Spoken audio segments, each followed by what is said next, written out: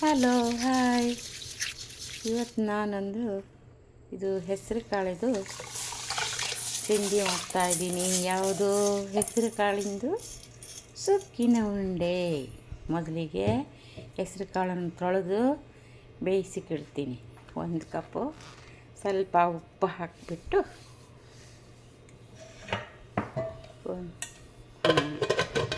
ಕುಕ್ಕರ್ಗೆ ಹಾಕಿ ಇಟ್ಟಿದ್ದೀನಿ. ಬೆಳಿಗ್ಗೆ 1 ಗಂಟೆ ಕಾಲ ನೆನೆಸಿದ್ದೆ, ಹಾಗಾಗಿ 1-2 ಸೀಟಿ ಹಾಕ್ತೀನಿ. ಇದು ಅಕ್ಕಿ, ಇದನ್ನು ನೆನೆಸಿ ರುಬ್ಬಿ ಇಟ್ಕೊತೀನಿ. ಈಗ ಬೆಲ್ಲನ ಸ್ವಲ್ಪ ಜಾಸ್ತಿ ನೀರು ಹಾಕಬಾರ್ದು, 1-2 ಚಮಚದಷ್ಟು ನೀರು ಹಾಕಿಬಿಟ್ಟು ಬೆಲ್ಲ ನಿಧಾನ ಹಾಗೆ ಸಣ್ಣ ಉರಿಯಲ್ಲಿ ಕರಗಿಸ್ಬೇಕು. ತುಂಬ ಪಾಕ ಥರ ಮಾಡಬಾರ್ದು. ಸ್ವಲ್ಪ ಅದು ಬಿಸಿಯಾಗಿ ಸ್ವಲ್ಪ ಇದಾಗಬೇಕು. ಸ್ವಲ್ಪ ನೀರಾಗಿ ನೋಡಿ, ಸ್ವಲ್ಪ ಇದಾದಮೇಲೆ ಹೀಗೆ ಬೆಲ್ಲ ಸ್ವಲ್ಪ ಮೆಲ್ಟ್ ಆಗ್ತಾ ಇರುತ್ತೆ.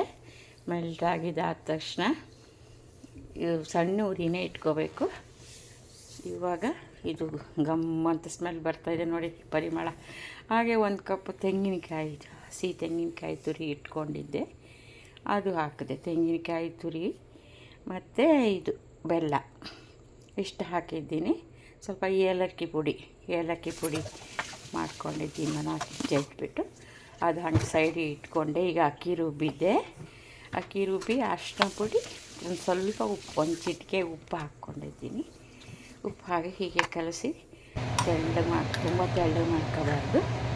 ಜೀರಿಗೆ ಕಾಳು ಹಾಕಿದ್ದೀನಿ. ಇದು ಕೋಟಿಂಗು, ಅದು ಹೂರಣ. ಅದನ್ನು ಹೆಸರು ಕಾಳು ಬೇಯಿಸಿದ್ದನ್ನು ಹೂರಣ ಮಾಡ್ಕೋಬೇಕು. ಇದು ಲಿಕ್ವಿಡ್ಡು ಕೋಟಿಂಗು. ಹಾಗೆ ತುಂಬ ಚೆನ್ನಾಗಿರುತ್ತೆ. ಬೆಳಗಿನ ತಿಂಡಿ ಮಾಡ್ಬೋದು, ಯಾರು ನೆಂಟರು ಬಂದಾಗೂ ಸಹ ಮಾಡ್ಬೋದು. ನಮ್ಮ ಕುಂದಾಪುರದ ಕಡೆ ಸುಕ್ಕಿನ ಉಂಡೆ ಇದು ನೋಡಿ. ಚೆನ್ನಾಗಿ ಸ್ವಲ್ಪ ಅದರಲ್ಲಿರೋ ನೀರಿನ ಅಂಶ ಹೋಗಬೇಕು.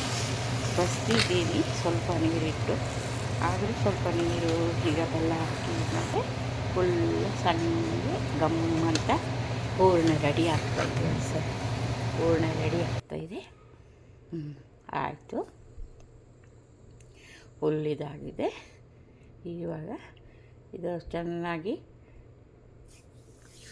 ಅಂಟು ಥರ ಆಗಿಬಿಟ್ಟಿದೆ. ಆಮೇಲೆ ಸ್ವಲ್ಪ ಇದು ಸ್ನ್ಯಾಶ್ ಮಾಡಿ ಉಂಡೆ ಥರ ತಣ್ಣಗಾಗೋ ತನಕ ಇಟ್ಟು ಉಂಡೆ ಮಾಡಿ ಇಟ್ಕೊಂಡಿದ್ದೆ. ಈಗ ಬಾಣಲಿಗೆ ಬಿಸಿ ಆಗಿದೆ. ಒಂದು 4-5 ಹಾಕ್ತೀನಿ. ಸಣ್ಣ ಬಾಣಲಿ. ಒಬ್ಬೊಬ್ಬರು ಡೀಪ್ ಫ್ರೈ ಮಾಡಲ್ಲ, ಹಾಗೆ ಶಾಲೋ ಫ್ರೈ ಮಾಡ್ತಾರೆ. ನಾನು ಇದು ಡೀಪ್ ಫ್ರೈ ಮಾಡಿದರೆ ಚೆನ್ನಾಗಿರುತ್ತೆ, ಚೆನ್ನಾಗಿ ಬೇಯ್ತದೆ ಅಂತ 4-5 ಹಾಕಿಬಿಟ್ಟು ದೊಡ್ಡ ಉರಿಯಲ್ಲಿ ಮಾಡಿಕೊಂಡು ಒಂದೊಂದೇ ಬಿಟ್ಟು, ಆಮೇಲೆ ಮೀಡಿಯಮ್ ಮಾಡಿ ಸ್ವಲ್ಪ ಹೊತ್ತು, ಆಮೇಲೆ ದೊಡ್ಡ ಉರಿಯಲ್ಲಿ ಎಲ್ಲ ಚೆನ್ನಾಗಿ ಬೇಯ್ತಾಯಿದೆ ನೋಡಿ ಸುಕ್ಕಿನ ಉಂಡೆ. ಇವಾಗ ಮುಂಚೆಲ್ಲ ಸುಕ್ಕಿನ ಉಂಡೆ ಮನೆಯಲ್ಲಿ ಮಾಡೋರೇ ಇಲ್ಲ, ಹೊರಗಡೆ ಹೋಗಿಯೇ ತಿನ್ನಬೇಕು.